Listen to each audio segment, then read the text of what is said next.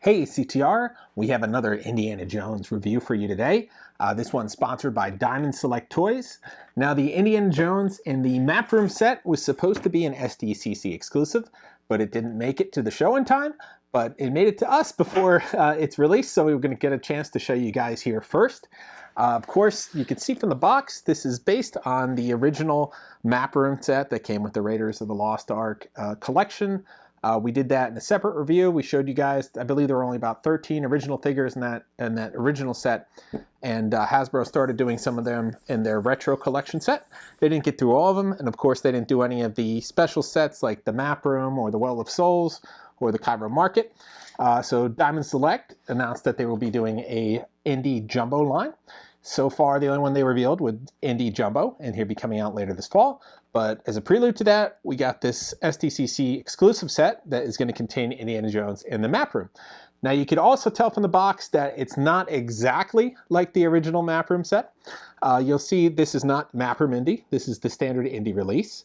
Unclear why they went with that. It could be they didn't want to tool a second Indiana Jones this early into the line because you don't know how well it's going to sell. You don't want to invest in two different molds. It could also be sometimes there's controversy surrounding the sort of cultural appropriation of the Indy map room, although Hasbro did an Indy map room figure, so that's kind of unclear on why that wouldn't have been the case here. So either way, you can see the pictures changed versus the original ones that had map room Indy with the, I forgot what this is, the surveyor here, and then map room Indy overlooking the map room. And they're missing the third picture, which was map room Indy with the Staff of Ra. But it very closely mimics the original style of the box, even the logoing with the Indiana Jones in Raiders of the Lost Ark. So that's all kind of captured there. The same packaging style, the same coloring. It doesn't have that little panel that came out. And that was always a nuisance on the old Kenner figures because those always bent and broke off, even on the Star Wars ones. But that's enough about the box here. Why don't we hop in and check out this set? So opening our box, we slide out and we have our map room Indy here with just this plastic piece holding everything in place. And come on in, I'll give you a close look at everything. You can see our character here. This is our first look at the Indy Jumbo, releasing later this fall. This is going to be the exact one we'll be getting, and there could be on a cardback version, alongside his Staff of Ra with that translucent headpiece. On the other side, we have our whip over here on the right with the pickaxe in the middle and the revolver on the left. Below that, we have a grappling hook to help him get out of that map room, alongside his notebook. And then at the bottom, his famous satchel, not a purse. So underneath all that, we have the map room itself. So there's just going to be a couple layers in here. They made great use of the space in this box. Instead of having a giant sort of packaging, they went with a more moderate size packaging, and I appreciate that. Shelf space is a premium, and if you want to keep the box, which is beautiful because it's that great throwback, it's not going to take up an entire shelf like the standard Jumbos would. The Jumbos come in very large packaging, which mimics the classic Kenner backs. You could see me do a lot of reviews on Star Wars Jumbos on rebelscum.com. Check out that YouTube channel to see those reviews. But you'll see what I mean in that packaging. And they really condensed it here. So inside the packaging, we have the surveying tool. And then we have that map room right here on the side. And I'll bring you in for a close-up of the map room in a second. These are kind of all held in place by some cable ties. So we'll just snip these off really quick so we can see what this looks like when it's out of its package. And yep, here we go. So this is standing on its own pretty well. I'm not worrying about that one there. And then on this side, same deal. Use some sprue cutters to get the map room out pretty quick.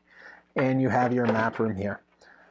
Taking a closer look at the map room, you can see all the little buildings with some of the symbols on here. You can see the Ark several times written in the hieroglyphics. And you can see the imitation sand all throughout the whole map of Tanis here. And then at the end, they have some holes for you to stick your Staff of Ra, and you need to know which one to put it in, obviously. We'll give it a test. We'll see if we can shine a beam through it. Maybe a little flashlight to see if we get it to glow and reflect on something. But that is essentially the map room. And then we have our surveying tool right here. So taking out our Indy, we can see he has his bending legs, which was kind of unique because all the Star Wars figures did not have this kind of articulation, but the Indy line did for some reason. It was right around the same time that Star Wars was still running. I mean, this was early 80s, 82 maybe, whereas the other line ran to 85, and they never had bending knees, so it would have really helped getting these into vehicles. So he's got pretty good articulation, and then he's got that bending leg there, and then the bending arms. Now, he doesn't have that feature where you could pinch the leg and have the quick draw action. So that is not a feature here in Indiana Jones, which is kind of disappointing, but I can understand the mechanics of it. On the Jumbo side might be difficult, but if you get the Hasbro reissue one, which I have one right over here, we did a separate review on this, you could see that that draw action, and all that, it was basically in the arm. It was just a little spring in the arm to allow that quick draw feature where he could quick draw. So they don't have that spring in the arm. I guess it would be a little different or a little difficult to get that traction on a figure this size, but that's basically the main difference between him and the original version here. Still has that same face, same look. I mean, it's kind of captured from their Han. They've done from the Han Solo they did, so that's all kind of consistent there. So that is our Indy, and he could do his surveying of the map and the map room here. I don't think there was surveying in the map room. I think it was above the map afterward when he was looking on the surface for where he found the Well of Souls. So that's included anyway. But we have his headpiece here, and it does fit in a hole. So you could put that in his hand, and he should be able to grip that and hold it to where you want it to display, and we'll give that a test in a minute. Alongside that, we have his whip, which is quite long, probably longer than it needs to be. And we'll see if this fits in the hand here, and it does. So you could throw that in the hand here and have that really long whip. He also has his pickaxe, and that fits really nice in either hand as well. So you have the pickaxe, you have the revolver, which should fit better in this right hand here. Now with the Jumbos, it's a little trickier than it is with the smaller figures, just because the hand is not going to have a lot of give. So if you could wedge it in at that angle, that's pretty much the only angle it's going to fit in, and you just got to kind of leave it. Yeah, the Jumbos never had any give. Even the original Kenner figures, though, it was tough to really get the guns in where you wanted them on those Star Wars figures. They would either be at an angle or something, but they just never quite sit in like modern toys did. So that's the best you're going to get that revolver in there. He's going to have his book, which doesn't have a back to it, so it's more, I guess, for display. The satchel, which you could throw over I think it was his left side, or was it his right side? I can't remember. I think Indy's, but I don't think this is going to go over the hat anyway. It's going to be kind of tricky to get this over the hat, so I think you just kind of throw it over the arm. So you could have that satchel on display there, and then he's going to have his grappling hook as well. And the grappling hook is tied off. I'm not going to untie it. And you can basically throw this and pretend like Indy is climbing back out of the map room, although on the way out he used the flags that Sala put together, so you could have his little hook here. So that's basically the accessories here. Why don't I get a flashlight? We'll give this a test and see if we can get it shining a beam on something. So a little closer look at our Indy here. I didn't show that you could roll up the whip here and put it on his side. And you could also put the revolver in the holster. So a little bit more functionality on the character here. Just a little more of a close-up look at these accessories that we showed you before. Of course, there's no back in the books here. This is all tied up, but you have your grappling hook, and it's that great early 1980s detail that is featured on everything. And that's consistent with these pieces. They didn't have a lot of detail back then, a lot of more monotone. And there wasn't much flexibility or use to them. It's more about imagination. Of course, we get that Staff of Ra with the headpiece here and that translucent red. Now, I tried putting a light to it, and the best I could get on this was just a small red beam. You could see it here on Tanis. Now, you would need a very strong light, a very concentrated light to create that sort of effect from the map room. So daylight's not going to work, but you can do it. I just don't have a strong enough flashlight to do it, to create that little red curl effect as it goes across here. But you can put this in different holes, and you can display it like that with the red light beaming through. And here's a little closer of a look at Tanis that I showed you previously. And then, of course, we have our surveying tool. Now, this doesn't pivot or anything. This is just stuck in place. And this was used after he got out of the map room to spot across Tanis to see exactly where the Well of Souls was, based on his calculations written in that notebook. So that's the only other piece that comes with the character. So not a bad set. But that is basically our look at our Indy, and he is stamped Lucasfilm in 1982 as well on the back. Okay, adventurers, well that brings to a close our look at Map Room Indy. This is the first Indy Jumbo release. We're going to be getting a single carded version of Indy later this fall.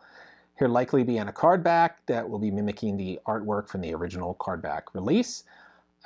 Minus the, I don't know if they have a picture of him with a quick draw action, because the figure will not feature quick draw action.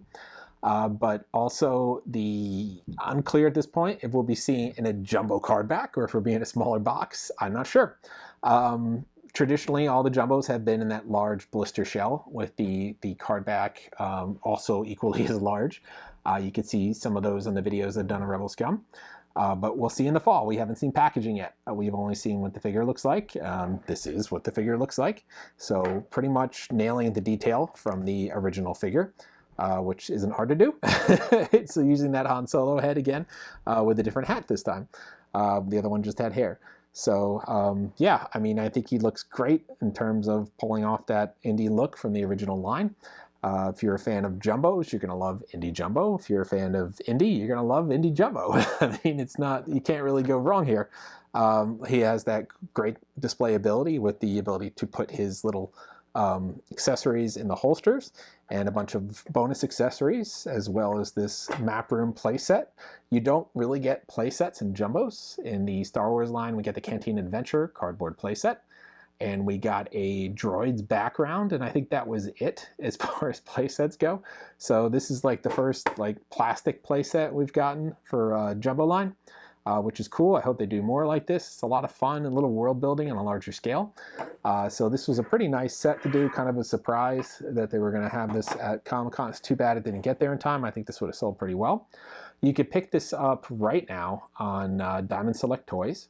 It's available for pre-order. So grab it. If you're a guild member, you could use your pre-order coupon for $15 off. Not bad. So it's around, I think, $115 with the coupon off. Obviously it's going to be a little cheaper. But usually Jumbos go around $80. So you're kind of getting all the rest of this in this special box for only $25 more. So, or I'm sorry, $35 more. So not bad. I mean, it's a ton of extra accessories and this whole playset. So it's not, I mean, it's appropriately priced in the realm of a Jumbo. Plus this Jumbo has articulated legs, which is different for them. It's beyond what their standard straight leg, only 5 points of articulation. So it's a new, breaking new ground here. Hopefully this sells well and Diamond Select will do more Indy Jumbo figures. It would be great if we got the entire original Raiders of the Lost Ark Jumbo line. We might not get that on the Hasbro side, we'll see. But this is great to see Indy Jumbo hit the line. It's just another way to show your fandom and display him in this larger scale. I think this is really fun in this great throwback sort of style with this box. I mean, even the box, I think is just perfect to keep and it doesn't take up too much shelf space. So yeah, check this out on their website. We'll have a link up for you guys. If we can find one with a discount, we'll put that up too. But I think it's only available for pre-order on gentlegiant.com right now, which is Diamond Select Toys. So pick them up if you can. Hopefully, I'm hearing he's selling pretty well, so you might want to do it before he sells out, because this is going to be a limited run, and they're going to have their standard release in the fall. So grab them if you want them. That's all for now. Like, subscribe, and follow. We're going to have more Comic-Con exclusives, or almost Comic-Con exclusives, for you guys to take a look at, along with some other surprises. So we'll see you guys next time.